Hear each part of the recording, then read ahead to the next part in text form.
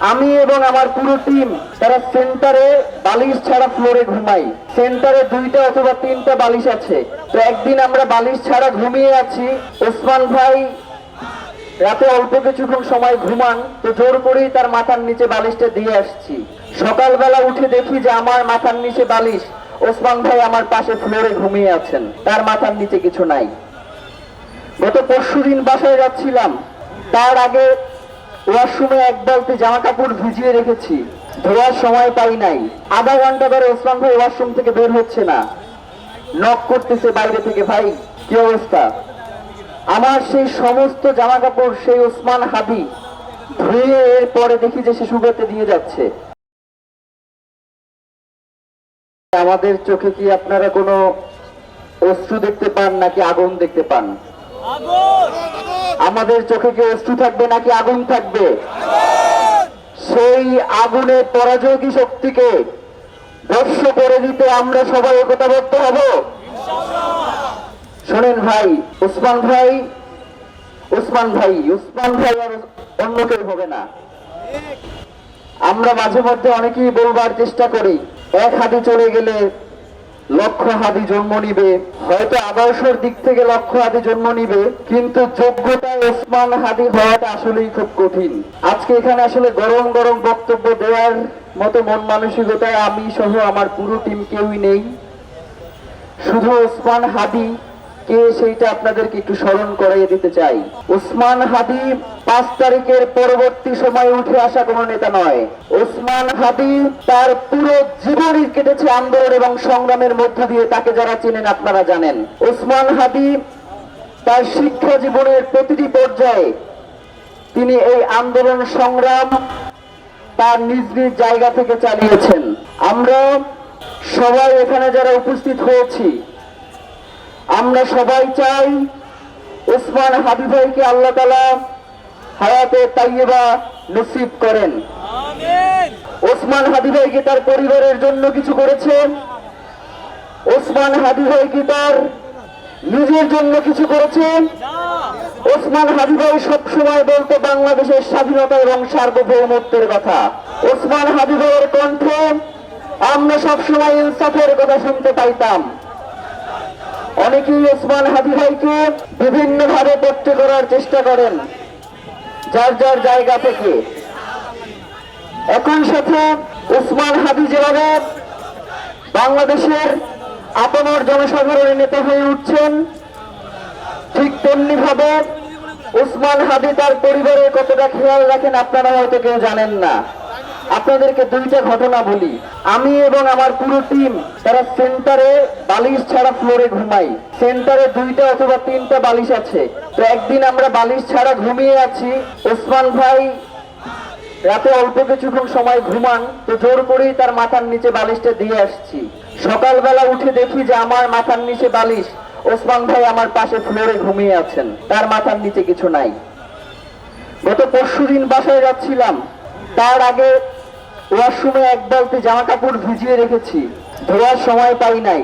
আধা ঘন্টা ধরে ওসমান ভাই ওয়াশরুম থেকে বের হচ্ছে না, নক করতেছে বাইরে থেকে, ভাই কি অবস্থা। আমার সেই সমস্ত জামা কাপড় সেই ওসমান হাদি ধুয়ে এর পরে দেখি যে সে শুকাতে দিয়ে যাচ্ছে।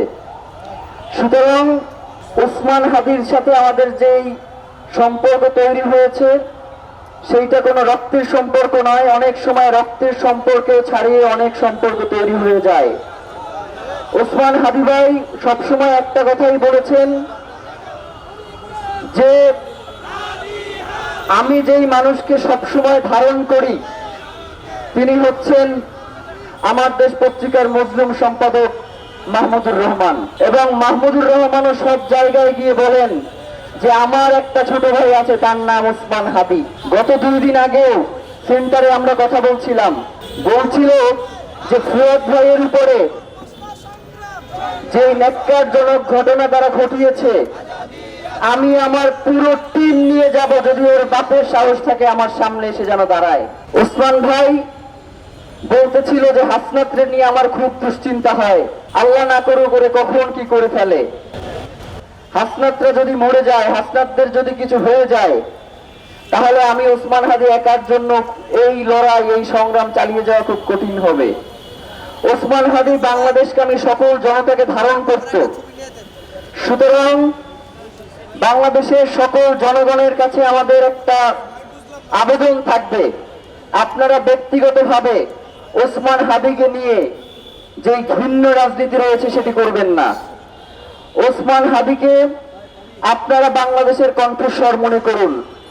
ওসমান হাদিকে আপনারা বাংলাদেশের স্বাধীনতা সার্বভৌমত্বের প্রতীক মনে করুন এবং মনে করুন যে বাংলাদেশের স্বাধীনতা সার্বভৌমত্ব রক্ষার জন্য ওসমান হাদিদের দরকার রয়েছে।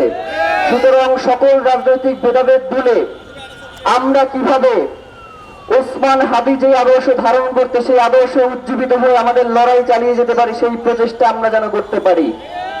এই রক্তের মধ্য দিয়ে আমাদের এই ইনসাফের লড়াই শুরু হলো মাত্র, আমাদেরকে দীর্ঘ পথ পাড়ি দিতে হবে। সুতরাং কাউকে ক্লান্ত হলে চলবে না।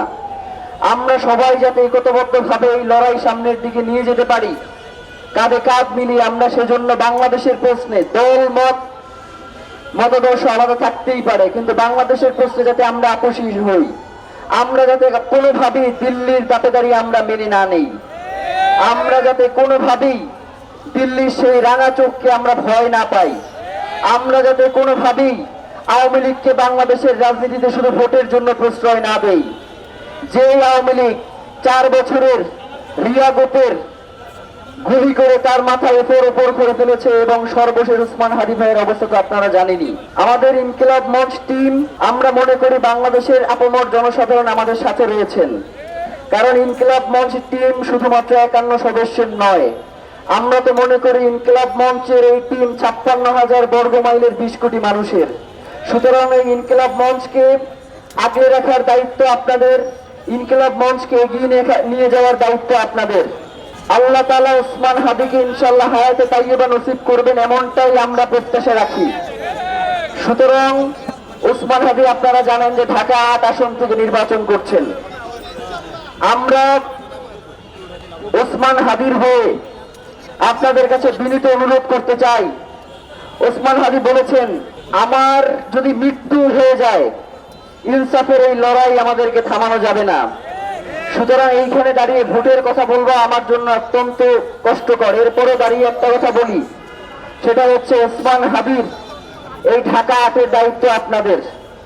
আল্লাহ যদি তাকে হায়াতে তাইয়্যিবা দান করে, ওসমান হাদিকে আপনাদের বাংলাদেশের কণ্ঠস্বর হিসেবে, বাংলাদেশের মুসলিম জনতার প্রতিনিধি হিসেবে আপনাদেরকে, তাকে যেই জায়গায় নিয়ে যাওয়া দরকার আপনারা সেই জায়গায় নিয়ে যাবেন ইনশাআল্লাহ। changetv.press, এক ফোঁটা হলুদ নেই।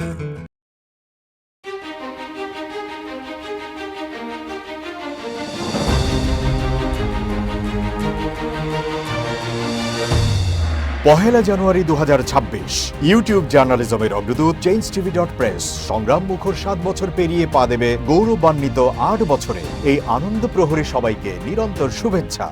চেঞ্জ টিভির প্রতিষ্ঠা বার্ষিকী উপলক্ষে বাংলাদেশ লেবার পার্টির পক্ষ থেকে চেঞ্জ টিভির সকল দর্শক, শ্রোতা, কলাকুশলী এবং পরিচালকদের সবাইকে জানাই আন্তরিক শুভেচ্ছা, অভিনন্দন।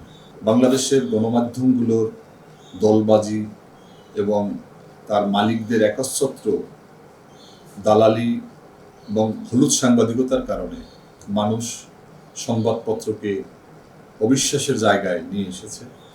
সমাজের নৈতিকতা ফিরিয়ে আনার জন্য গণমাধ্যম অন্যতম একটি মাধ্যম।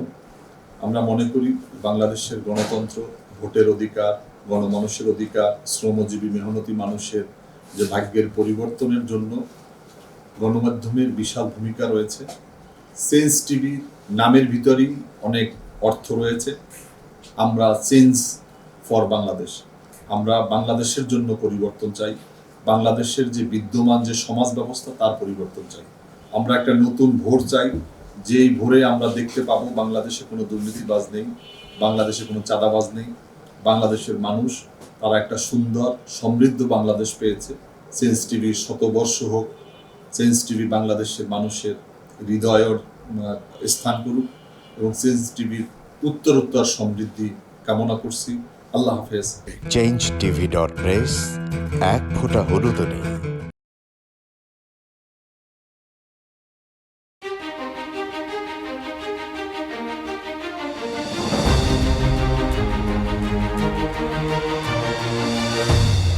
পহেলা জানুয়ারি 2026 ইউটিউব জার্নালিজমের অগ্রদূত চেঞ্জ টিভি.প্রেস সংগ্রাম মুখর 7 বছর পেরিয়ে পা দেবে গৌরবান্বিত 8 বছরে। এই আনন্দ প্রহরী সবাইকে নিরন্তর শুভেচ্ছা। আমরা শুধু আপনাদের কাছে একটাই আবেদন করব, মিথ্যার পিছনে দৌড়বেন না, সত্যকে ধারণ করেন, সত্যকে জনগণের কাছে তুলে ধরেন। সেটা যতই কঠিন হোক না কেন পিছপা হবেন না, ভয়ের কোনো কারণ নাই। আল্লাহর সাথে থাকেন, আল্লাহ আপনাকে সাহায্য করবে। কোনো মানুষের কাছ থেকে কোনো সাহায্য কামনা করবেন না। ধন্যবাদ।